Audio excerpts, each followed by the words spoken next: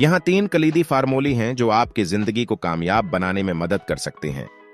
अलबत्ता याद रखें कि हर शख्स की जिंदगी मुख्तलिफ होती है और कामयाबी की तारीफ भी शख्स की खुदी मायार पर मुनहसर होती है। 1. खुद मेहनती रहें। कामयाबी के लिए खुद मेहनती रहना जरूरी है।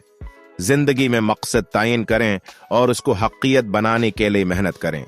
मुसब्बत सोच रखें और मुश्किलात को हिम्मत से नजरअंदाज करें। जब तक आप मेहनत करती रहें और हिम्मत न हारें, आपको कामयाबी मिलेगी। 2. इल्म हासिल करें। इल्म को ताकत की खूबसूरत ताबीर किया गया है।